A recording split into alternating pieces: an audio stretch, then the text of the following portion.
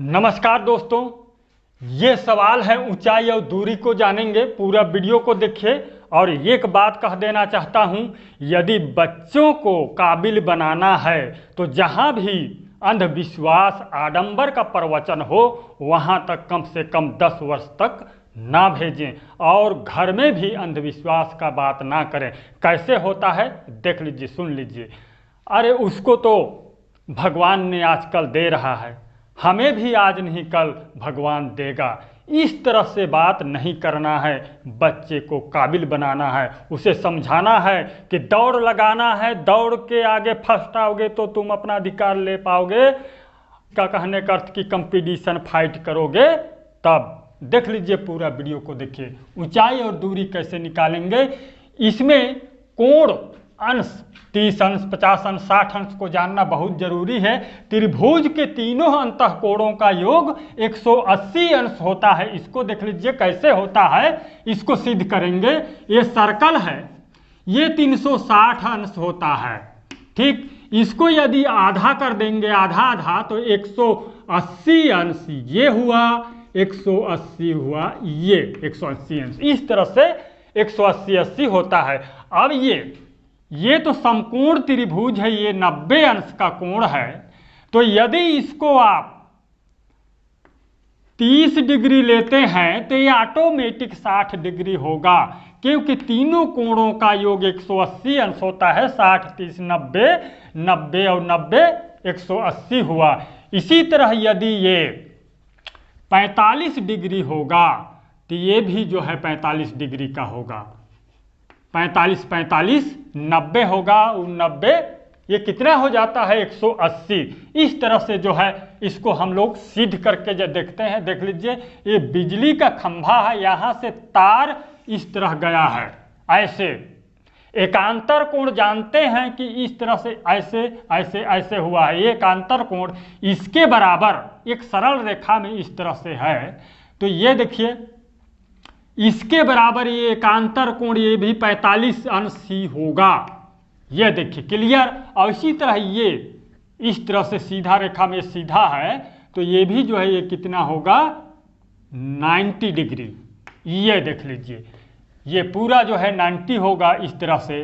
तो ये देख लीजिए, पूरा ऐसे गोल कर दीजिए इसको इस तरह से। ये देखिए, ये पूरा जो है आधा सर्कल बना, ये आधा सर्कल 180 अंश, यानी कि त्रिभुज में पूरा जो है तीनों अंतःकोणों का योग 180 अंश होता है।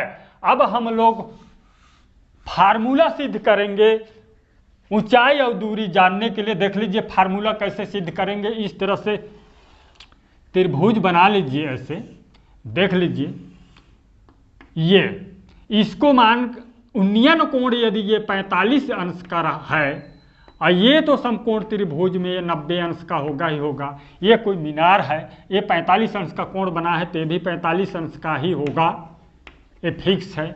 इसको दे दीजिए नाम ए बी और सी। तो अब हम जानते हैं टेन थीटा, टेन 30 का मान 1/√3, 45 का मान 1, 60 का √3, 90 का इन्फिनिटी। इस तरह से चार्ट दिया गया है। 10th के बुक में उसे देख लीजिएगा, रट लीजिएगा। और हम देख लेते हैं यहाँ 10, ये एक कोण दिया गया है 45 अंश। तो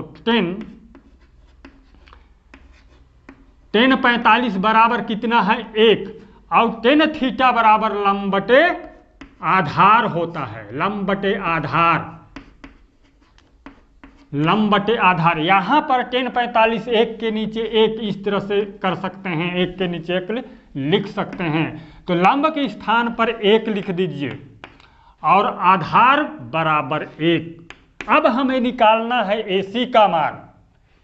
ये दो भुजा का मान निकल आया है, सूत्र सिद्ध हो रहा है। देख लीजिए, ये लंब बटे आधार दे दिया गया है। तो AC एकड़ का मान AC वर्ग बराबर AB वर्ग प्लस BC वर्ग होता है।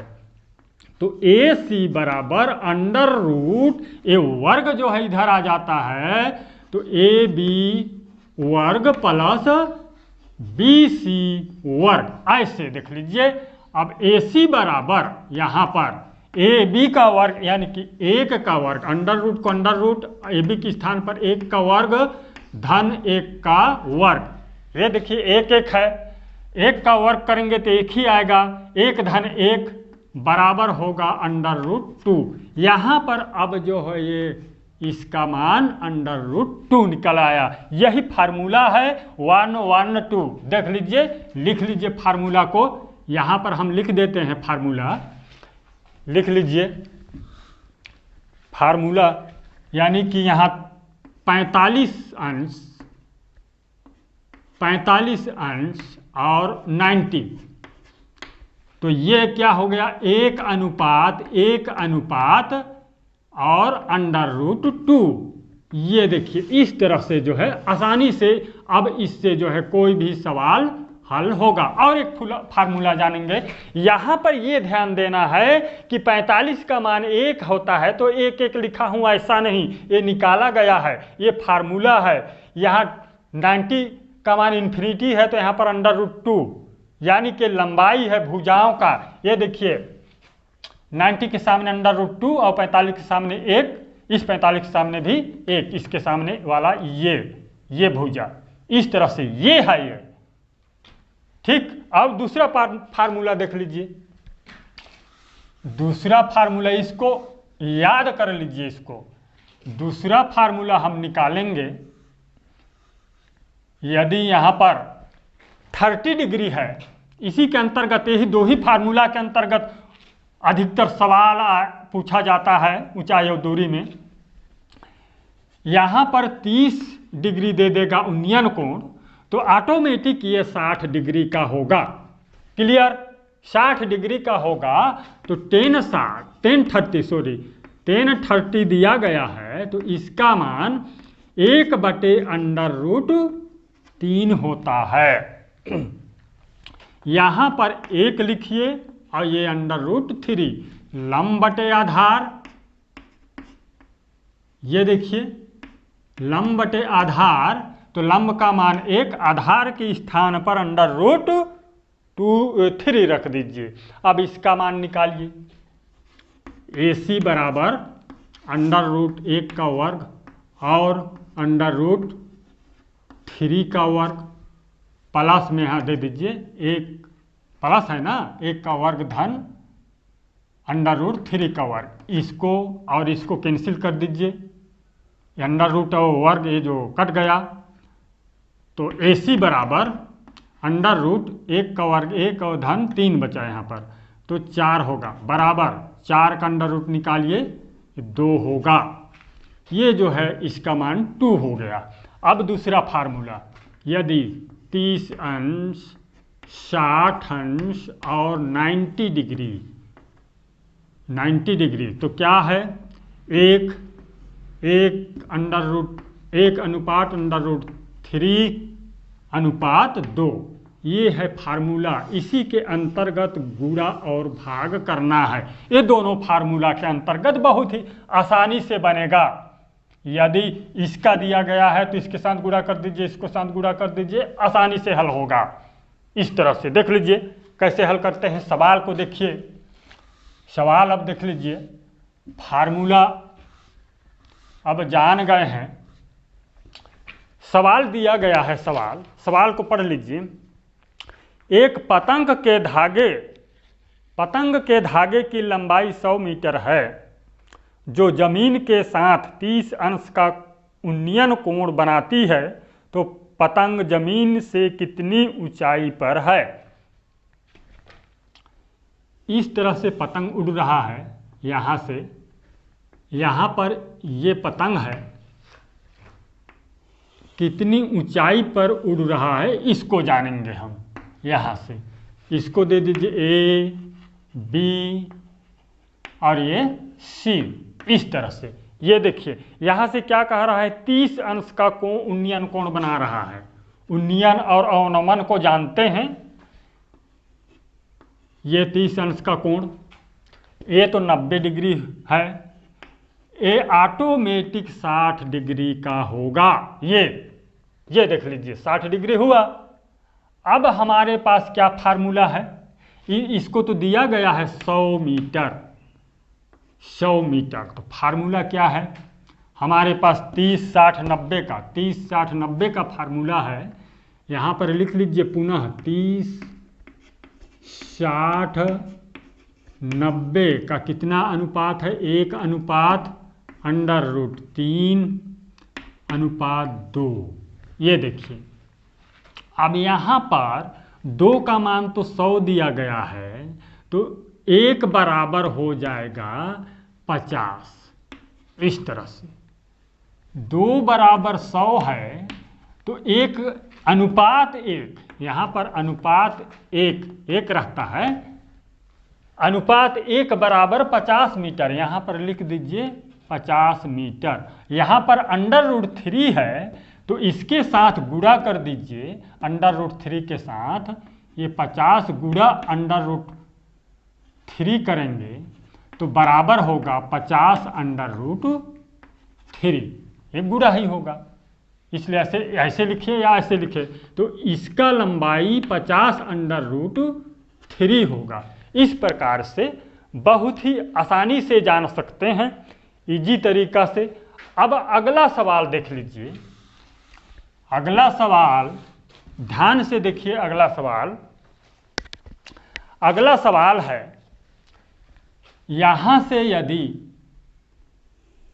कोई इस तरह से कोई पतंग उड़ा रहा है, यहाँ से पतंग नहीं, या तो कोई यहाँ इस मीनार का चिड़िया को देख रहा है, सॉरी, यहाँ पर एक चिड़िया है, इसको जो है यहाँ से देख रहा है ये। अब यहाँ से चल के यहाँ आया, यहाँ से भी इन्होंने देखा, यहाँ से बनाया 30 अंश का कोण। हमेशा देखिए दूरी रहेगा तो कम कोण बनेगा और नज़दीक जैसे नज़दीक आएगा कोण का मान बढ़ता रहेगा। ये इसको दे देगा 45 अंश है और ये ऊंचाई दे दिया है 10 मीटर। अब आपको इसका लंबाई, इसका लंबाई, इसका लंबाई, इसका लंबाई आपको निकालना है। ये जो है कितनी दूरी पर ये खड़ा था पहले, वहाँ से यहाँ तक चिड़िया को देखा तो कितनी दूरी पर है, जबकि हाइट 10 मीटर है। तो हम जानते हैं पहले ये पूरा ये बड़ा वाला कोण कितना होगा, 60 डिग्री का। ठीक, ये ऐसे त्रिभुज यहाँ से यहाँ तक 60 डिग्री का होगा। अब इसी को पहले निकाल लेते हैं, ABCD। हम ABC से निकालते हैं त्रिभुज ABC से। ABC से क्या है, 30 60 अंश और 90 अंश है। ये तो 90 होगा ही होगा, इसको नहीं लिखा हूं तो सॉरी। अब देख लीजिए, मान रख दीजिए क्या है, 1 अनुपात √3 रेशियो लिख लीजिए, रेशियो है 1 अनुपात √3 2 है। अब आपको गुणा कर देना है बस, 10 एकम 10, 10 गुणे 1 करेंगे 10 आएगा। अनुपात ये 10 ठीक है, 10 मीटर हाइट दिया गया है, 30 डिग्री के सामने 10 मीटर हाइट ये है और इसका पूरे यहाँ से यहाँ तक का लंबाई होगा 10√3 होगा। यहाँ पर लिख सकते हैं ये पूरा 10√3 है, ये पूरा यहाँ से यहाँ तक, इस प्रकार से। अब इसका भी जानना चाहेंगे तो ये जो है इसके साथ गुणा कर दिए, 10 दूना 20 मीटर, यहाँ पर लिख सकते हैं 20 मीटर, इस प्रकार से। अब हमको जानना है ये जो त्रिभुज ABD से, ABD लिख लीजिए त्रिभुज, इसको नोट कर लीजिए। अब हम लोग जानेंगे ABD, ADB या ADB भी लिख सकते हैं। त्रिभुज ADB से हम लोग क्या लिए हैं, 45 होगा, ये 45 डिग्री है तो 180 अंश होता है त्रिभुज, तो यहाँ पर भी 45 होगा, यहाँ पर लिख लीजिए 45 डिग्री।